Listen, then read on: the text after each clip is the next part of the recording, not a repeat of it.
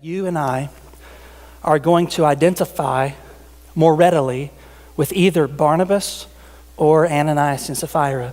Either we are going to have a heart that is filled with the Holy Spirit, investing in the purposes of God, holding our stuff loosely, holding on to God's people tightly, or we're going to care more about what people think than what God thinks.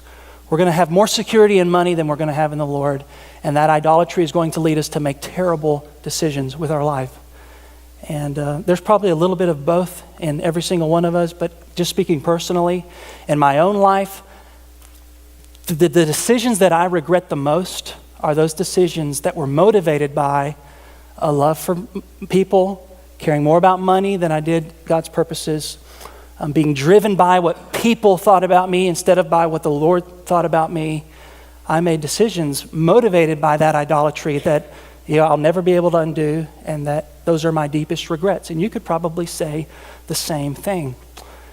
And what's at issue, again, is not the behavior. It's so tempting to say, well, my son is lying, or my spouse is being a little too controlling, and to get so concentrated on the manifestations of idolatry that you fail to neglect the actual heart issue. And the way that works out in my life is I know theologically that what matters is the heart, but I live with the day-to-day reality that people are judging you based on your actions, not your heart. In fact, most people couldn't care less about what's in your heart. They're going to misjudge your motives. They're going to only look at what you do. And when you are driven by that, when you live your life based on what people think about you and you're concentrated only on the external behaviors, even Sunday morning can become an exercise in behavior modification. You listen to a sermon and you think to yourself, I got to do better, I got to try harder, I got to quit cussing, I got to give more. And when you just address the behavior and you never get to the heart, what ends up happening in your life is you become a very righteous hypocrite. You're moral, you're all cleaned up, but your heart is very far from the Lord.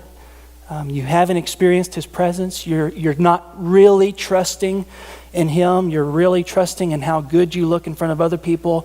And what's to separate that from Ananias and Sapphira?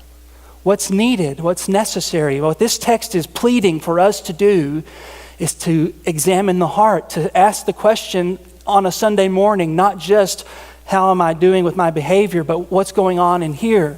What got in here that doesn't need to be there? What have I shifted in my faith? Am I trusting really more in what those people think about me and money and security, or am I really trusting in the Lord? What's going on in my heart?